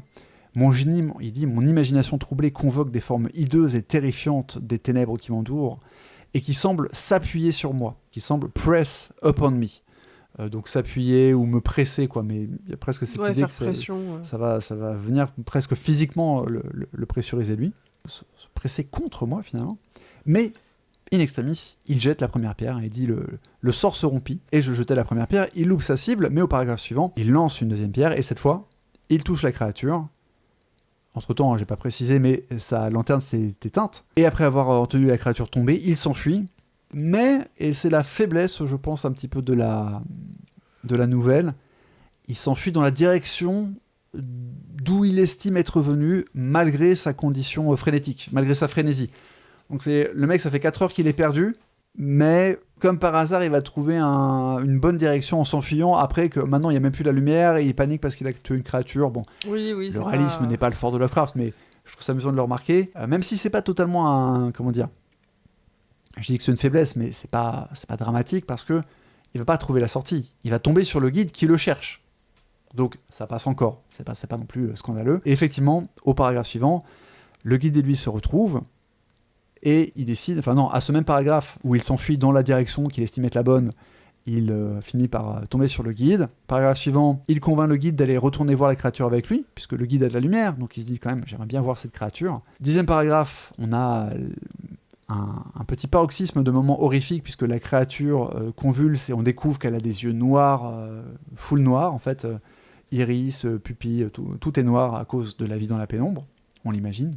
Et le 11e paragraphe n'en est pas un, mais c'est 4 petits paragraphes, des paragraphes de 2-3 lignes, qui s'enchaînent et qui nous amènent à la révélation, au terrible twist de cette nouvelle. En fait, cette créature, qui lance un dernier son au moment de mourir, ce son fait que le guide et le protagoniste comprennent qu'elle était, ou avait été, un homme. Et dans l'œuvre originale, contrairement à la traduction de 69, un homme est écrit en majuscule et il y a 3 points d'exclamation. Oui, tu dis que c'est un petit peu la faiblesse qui retrouve son chemin, mais en fait, comme on nous dit que le guide, il a cherché partout, ça se trouve, il est vraiment parti dans une direction totalement opposée de ce qui était la bonne direction, et c'est juste le guide, en fait, par un heureux hasard de circonstances, qui le retrouve, en fait. C'est vrai qu'en fait, on ne sait pas si... Enfin, le protagoniste a l'impression qu'il a pris la bonne direction, mais ça se trouve, il est complètement en fraise. Oui, voilà, le protagoniste avait l'impression d'être attaqué par une créature, donc... Alors, Audrey, qu'as-tu pensé de cette nouvelle ? Bah, je suis un petit peu mitigé. Ok. Parce que, en fait, c'est très court. C'est le principe d'une nouvelle. C'est le principe d'une nouvelle. Oui, non, mais il y a des nouvelles qui font plus de 5 pages. Certes. Mais en fait, non, j'aime bien, et ce que j'aime bien surtout, c'est qu'en fait, tous les thèmes sont déjà là. Dès sa première nouvelle, Lovecraft nous dit « Je n'aime pas les gens, et j'ai peur des gens ». C'est surtout ça, en fait. Plus que j'aime pas les gens, c'est « Ah, il y a des gens, je suis pas sûr que ce soit des gens, j'ai peur ». Est-ce que la créature aurait vraiment été hostile ? Je t'avoue que moi, je me pose pas trop la question. Ah, moi, je pense qu'elle l'aurait pas été, mais que dans le doute, on connaît pas, on a peur. Ok. Mais là, c'est peut-être juste moi qui parle et pas ma vision de Lovecraft. Alors, l'un n'exclut pas l'autre. Le caractère anxieux de Lovecraft et le tien peuvent faire qu'on est amené à faire des scénarios... Enfin, tout merde, l'esprit humain, anxieux ou pas, fait des scénarios en permanence, fait des interprétations. Et on peut être amené à se faire des scénarios qui sont complètement faux et qui, effectivement... Je ne sais pas si ça vous est arrivé, vous qui nous écoutez, entité cosmique ou simple mortel, d'avoir un moment, un événement dont vous saviez qu'il allait arriver et d'imaginer que cet événement va se passer des pires façons pour qu'en fait, le jour J, vous vous aperceviez que ça se passe pas du tout mal et que c'est même... ça se passe très bien. Et pas uniquement de votre fait. C'est pas « Ah, j'imagine que je vais échouer à mon examen, mais en fait, j'ai réussi. » Non, c'est... Vous avez un rendez-vous avec quelqu'un, par exemple, dans le travail. Moi, je vais prendre un exemple personnel. Une fois, je travaillais dans un musée et peut-être 1 heure avant que je finisse ma journée, un collègue me dit « Ah ouais, il y a la directrice qui veut te voir. » Et à l'époque... J'avais un autre business à côté, donc j'étais juste en temps partiel au musée, et je me dis, putain, j'espère qu'ils vont pas me demander de faire des heures sup. Ils vont pas me demander de rester plus tard aujourd'hui, parce qu'en fait, j'ai du travail à faire sur mon autre business, en fait. Et vraiment, je me suis dit, mais attends, c'est la seule raison pour laquelle, à cette heure-là, la directrice veut te voir. Elle va te mettre un petit coup de pression, dire, oui, monsieur Frédéric, est-ce que ce serait possible ? Non, vous voulez pas ? Non, mais quand même, machin, dadadadada. Et vraiment, limite, je me suis mis à suer à grosses gouttes, alors qu'au final... Quand je me suis pointé dans le bureau de la directrice, elle voulait juste me remercier pour mon bon travail. Histoire vraie, hein. Vraiment, je me suis fait un scénario ultra anxiogène. Bien sûr, je pouvais refuser de toute manière de rester plus tard, mais j'imaginais le conflit que ça allait créer, la mauvaise image que ça donnerait de moi, etc. Je me faisais des scénarios catastrophiques. Pour une petite anecdote comme ça, bien sûr, on ne parle pas d'aller se faire parachuter en Ukraine ou je ne sais pas quoi, mais voilà, scénario catastrophique à leur échelle. Alors que non, c'était un scénario ultra optimiste, puisque voilà, elle m'a remercié, elle m'a même donné le livre de l'exposition temporaire du musée pour me remercier. Donc le mec se fait un film en mode « Ah là là, on va me demander un truc que je vais devoir refuser, ça va mal passer », alors que la réalité, c'est qu'on va te faire un cadeau. Juste un exemple, voilà, d'interprétation presque paranoïaque, on peut le dire, alors pas au sens clinique, délire de persécution, mais interprétation forcément négative, forcément catastrophique, forcément avec une issue déplaisante, alors que pas du tout, quoi. Et c'est marrant, en fait, tu pointes, tu ironises sur ta propre anxiété et ton rapport à l'autre, mais en fait, toi au moins, tu en as conscience, parce que moi, à aucun moment, j'ai questionné le fait que la créature serait hostile. Moi, je comprends très bien, t'es dans une caverne obscure, t'entends un bruit bizarre, d'une créature qui alterne la marche à 2 pieds, ou 2 pattes et 4 pattes, je me dis pas, c'est un homme qui rampe. Enfin, la créature, on entend son souffle, elle ne parle pas, je suis perdu dans la caverne du mammouth. Un mammouth peut en cacher un autre, en tout cas ça trompe énormément. Et bah écoute, je me dis pas que c'est une créature qui va me faire un câlin en fait. Je crois que tu as le titre de cet épisode. Un mammouth peut en cacher un autre. Tu parles à quelqu'un qui a peur des papillons. Donc évidemment, déjà moi je n'y aurais pas été. Enfin je vais pas dans des cavernes. Déjà tu vas pas visiter des cavernes avec des guides et tu t'écartes pas du groupe. Bah non, donc... oui j'en suis consciente, mais je suis aussi consciente de ce que je peux faire ou pas.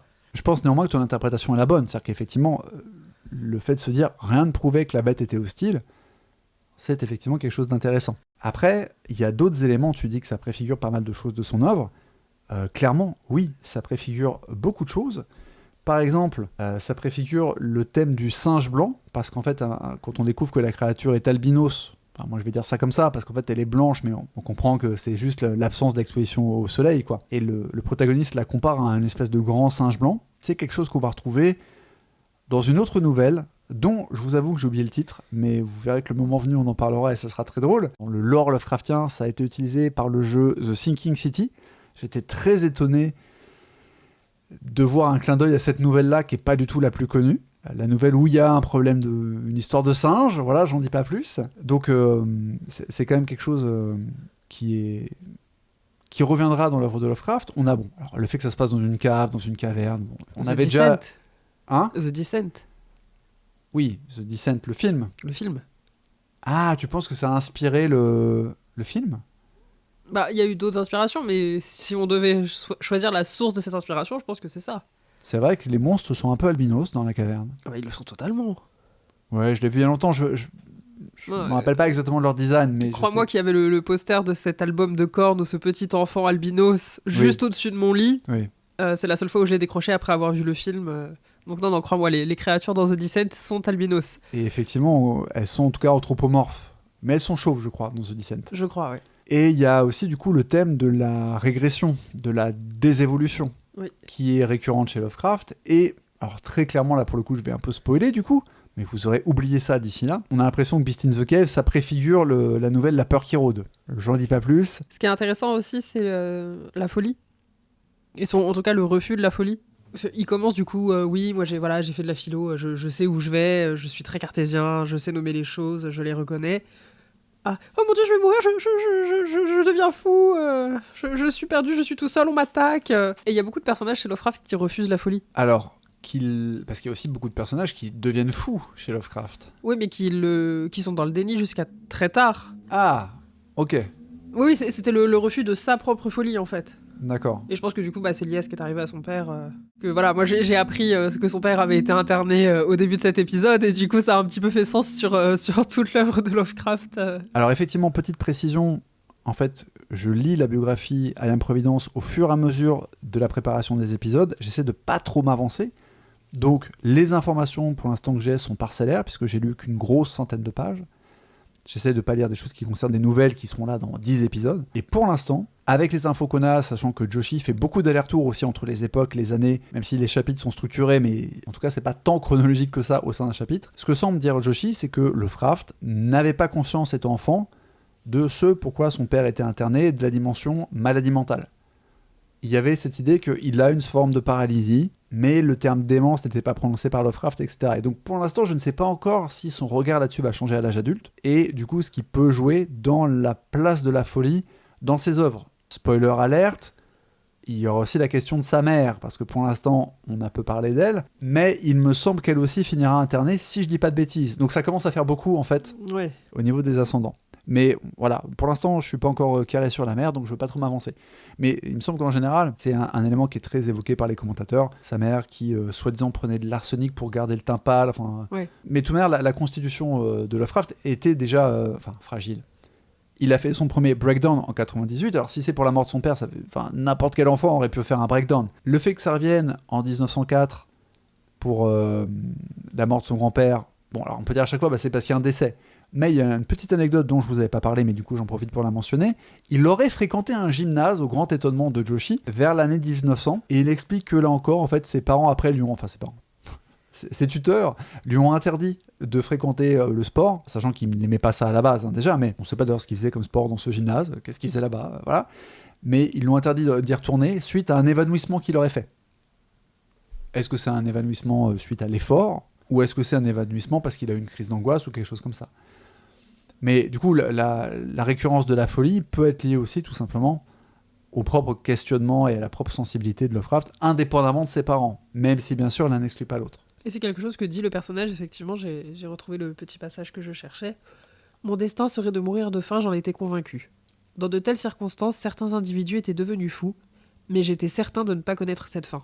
Oui, il s'avance, et c'est d'autant plus amusant qu'après il va avoir sa crise d'angoisse quand il va voir des formes menaçantes dans les ténèbres qui press upon me. Donc effectivement, on est. Après, c'est intéressant, c'est qu'il a déjà aussi le sens de l'évolution dramatique, puisqu'on a vraiment un arc pour le protagoniste, surtout à la fin, puisque quand il découvre que la créature était en fait un homme, on peut un peu passer à côté parce que la dernière ligne, c'est la révélation, c'était un homme, mais juste avant, il dit « La peur nous abandonna, nous quitta, et l'émerveillement, la compassion et la révérence se succédèrent à sa place.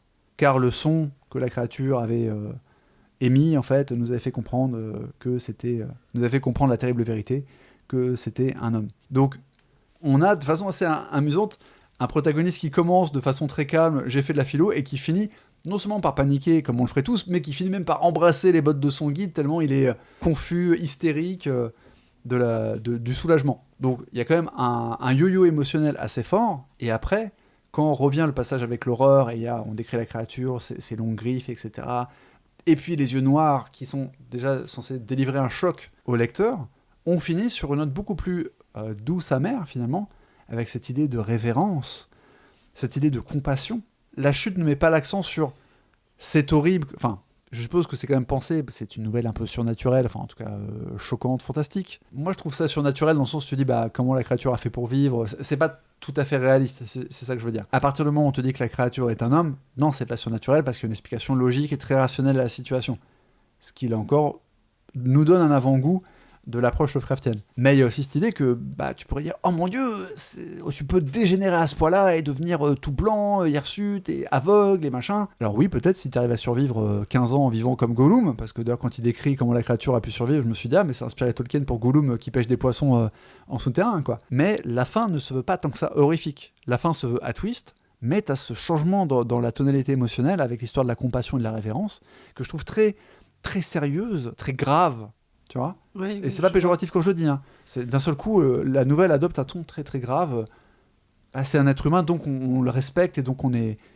Limite, tu pourrais imaginer la suite de la nouvelle, c'est ils vont le sortir de la caverne et lui procurer un enterrement digne de ce nom, quoi. Oui, c'est ça. Ils vont mettre une petite plaque. Un bref mot sur la traduction. Alors, j'ai déjà un peu foreshadowé ma détestation absolue de cette traduction de 69 par un certain Paul Pérez. Désolé Polo, si tu prends une balle perdue, mais tu as fait certains choix qui sont un peu questionnables. Je vous ai déjà parlé de la première phrase, qui élimine l'adjectif conçu et l'adjectif réticent. Confus et non pas conçu, pardon. Je peux aussi parler de cette phrase, à la fin, la lumière de ma torche s'évanouit. Point. Et la phrase d'après arrive dans la version française, alors qu'en fait, non. Il s'agit d'une seule phrase en VO, qui dit « As the last fitful rays of my torch faded into obscurity, I resolved to leave no stone patati patata. » Donc c'est la même phrase, il y a juste une virgule, et surtout, c'est pas à la fin, la lumière de ma torche s'évanouit, c'est alors que les derniers rayons... Fitful, tu m'as dit que ça se traduisait par... Intermittent. Alors que les derniers rayons, donc vacillants, on dirait, de ma torche s'effaçaient dans l'obscurité, je résolus de ne pas laisser la moindre pierre non retournée, patati patata. Le traducteur s'est dit, ah non mais en fait, on va dire, à la fin la lumière de ma torche s'évanouit, point. Et je résolus patati. Donc on perd là encore en nuance, mais vous allez me dire, bon, ok, traduire c'est trahir, je sais pas quoi. Il paraît que les traducteurs français ont la réputation de beaucoup prendre des libertés avec le texte, alors moi je veux bien, mais on a quand même à la fin, sur la dernière page du texte, où on a ce crescendo, où on a découvert la créature parce qu'on a l'éclairage qui arrive et le protagoniste et le guide commencent à découvrir comment est fait la créature avec ses longs cheveux, avec ses griffes, etc. Et on a donc en français cette phrase « L'inclinaison des membres était bizarre » et c'est tout. D'accord ? Alors très bien, sauf que en anglais, c'est « L'inclinaison des membres était très singulière », déjà pas bizarre, il dit singular, mais admettons, ce qui expliquait néanmoins l'alternance de leur utilisation que j'avais remarqué avant, c'est-à-dire que la créature utilisait parfois 4 membres ou parfois 2 pour avancer. Il y a une phrase entière là, alors je vous ai traduit ça un peu à l'arrache, donc c'est pas très joli la manière dont je le fais, mais il y a 2 lignes et demie qui sautent de la traduction française. Voilà, c'est le mec qui s'est dit non mais cette phrase là ça sert à rien. Non mais gros, si tu veux pas traduire le texte, change de métier. C'est quoi le concept en fait ? Et même quand c'est bien fait, donc par exemple l'emploi du mot poitrinaire, qui d'abord m'a fait tiquer, parce que lorsque j'ai vérifié le sens du mot consumptive, j'ai vu que c'était tuberculeux. Mais en fait, j'ai regardé sur Reverso, et oui, je rentre un peu dans le détail, mais je trouve ça fascinant les questions de traduction. Donc c'est important pour moi, et ce sera important tout au long de ce podcast. Donc Reverso me dit tuberculeux, donc je me dis, ok, tuberculeux c'est bon. Et puis, en relisant la version française, je me dis, ok, poitrinaire c'est un mot vieilli pour dire tuberculeux. Est-ce que peut-être consumptive serait lui aussi vieillot en anglais ? Et effectivement, c'est le cas. Donc c'est très bien de l'avoir traduit par poitrinaire. Merci Paul. Merci Polo. Sauf que, en fait, quelques pages plus loin, il retraduit consumptif par tuberculeux. Donc le mec n'est même pas d'accord avec lui-même. Voilà. Un coup je te mets poitrinaire, un coup je te mets tuberculeux pour traduire un mot qui serait traduisible de façon fidèle en poitrinaire parce que c'est un mot qui est vieilli même en anglais. Voilà. Donc c'est vraiment ni fait ni à faire. Je suis sûr que les traductions plus récentes de l'intégral bouquin ou de l'intégral Mnemos sont meilleures. On les a pas sous les yeux, sous les mains. On va se les procurer, rassurez-vous. Mais voilà, je voulais quand même souligner le concept de... Il y a des gens qui ont lu la traduction de 69, hein, parce que voilà, moi quand j'étais jeune, voilà, je voulais lire de Lovecraft, j'étais chez Gilbert Joseph à Paris, là, dans le quartier latin, j'ai vu Dagon, je me suis dit, ah c'est super stylé, la pochette elle était bien, et puis voilà, il y avait plein de nouvelles que j'avais pas lues, j'ai acheté ça, bah en fait... Tu penses que tu as lu Beast in the Cave quand tu as lu cette traduction-là? Bah non, t'as pas lu Beast in the Cave. Tu as lu un ersatz de Beast in the Cave. Et donc pour finir, Audrey m'a fait remarquer qu'il y avait trop de citations dans cet épisode. Mais comme c'est mon podcast, j'en ai rien à foutre. Je vais vous citer ce que dit S.T. Joshi au sujet de de Beast in the Cave. Parce qu'en fait, on a retrouvé donc, une mise en page où il y avait on comprenait que c'était censé faire partie d'un recueil qui s'appelait Tales of Terror. Et le système de recueil, c'est un truc que faisait aussi Howard Philip Lovecraft pour les poèmes. Voilà ce que dit Joshi quand il remarque qu'il n'y a pas de prix mentionné sur la compilation Tales of Terror. Il est intéressant de noter que Lovecraft envisageait déjà à cette époque de rassembler un recueil de ses contes. Nous ne savons pas quels autres contes, le cas échéant, devaient constituer le volume. Il est cependant hautement significatif que, autant que nous puissions en juger, Beast in the Cave soit la première œuvre pour laquelle Lovecraft n'a pas entrepris les procédures élaborées de publication que nous avons vues pour ses autres œuvres de jeunesse. Il n'y a aucun prix à poser, pas de tampon de maison d'édition fictive et aucun catalogue d'œuvres joints. Cette histoire devient donc le premier exemple de cette expression de soi abstraite et désintéressée qui allait devenir le pilier de la future théorie esthétique de Lovecraft. Ah, il sait écrire quand même, le monsieur. Alors, peut-être même plus que le travail du traducteur, parce que c'est pas totalement mon genre de défendre les traducteurs. Hein. Monique Le Bailly, si tu passes par là, je t'en veux toujours. Petite référence à la traduction, en tout cas une des traductions du Silence des agneaux en français. Alors c'est toujours la seule traduction du livre papier à l'heure actuelle, je crois. Waouh. Ouais, avec ce fameux roman, l'infirmier qui garde Hannibal Lecter dans le Silence des agneaux lit un roman qui s'appelle Bon sens et sensibilité. C'est voilà, de Jane Austen, hein, comme tout le monde le connaît. Et sa protagoniste féminine boit des boîtes de soda. C'est non. C'est peut-être une traductrice canadienne. Non, vraiment. J'ai checké, mais non. Okay. C'est peut-être surtout une volonté en fait, de la maison d'édition de se dire c'est de la SF, donc c'est de la littérature bas de gamme. C'est Lovecraft, donc c'est vieux, tout le monde s'en fout. Traduit ça comme ça, et puis on n'a pas le temps de faire relire, donc ça sort. Ça arrive aussi dans l'édition, et notamment dans l'édition SF, malheureusement, chez les maisons d'édition généralistes. Les maisons d'édition qui font de la SF, évidemment, lui apportent un petit peu plus de soins et de considération. De soins et de considération. Et comme tu le disais, là, c'est une traduction des années 70. C'était très peu considéré à cette époque-là. C'est vrai que, même si en France, on a une traduction de SF avec Jules Verne et avec Pierre Boulle, notamment, j'ai lu C'est du généraliste, effectivement, puisqu'ils ont aussi un rayon développement personnel, ils éditent des livres de Tony Robbins, etc.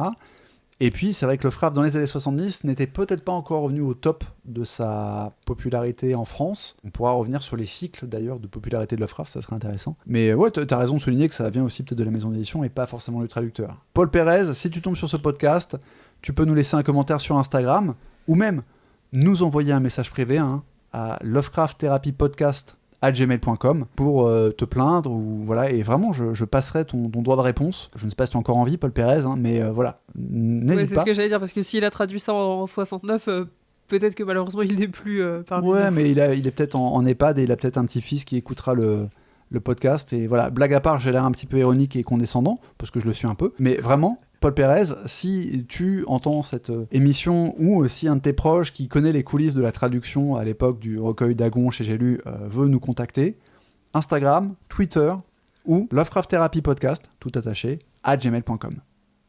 Je tiens à remercier Audrey qui m'a fait le plaisir de se joindre à moi pour me soutenir dans le lancement de Lovecraft Therapy, malgré le fait qu'elle soit en état avancé de nez bouché, gorge qui gratte et autres nez qui piquent. Donc, merci beaucoup à toi.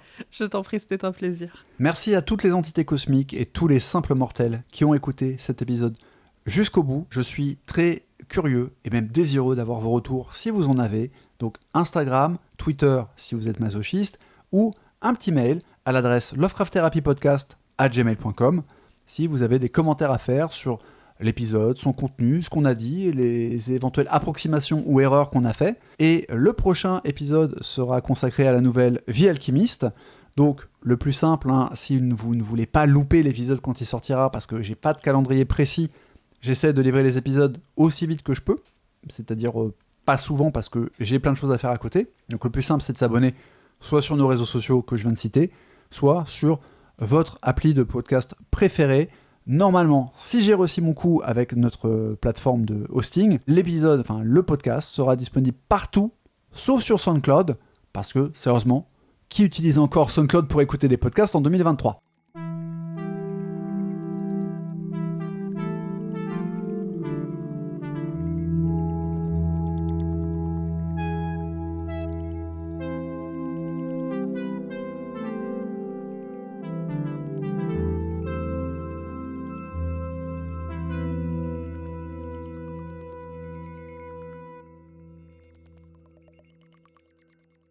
Avec la curiosité insatiable de la petite enfance, je passais des heures à examiner les images à la fin du dictionnaire intégral de Webster. Donc le Webster, c'est ce qui allait devenir plus tard le Merriam-Webster. Donc c'est le gros dico classique de la langue anglaise. J'aurais bien dû faire cette précision parce qu'en fait du coup ça tue le rythme de la c'est complètement débile.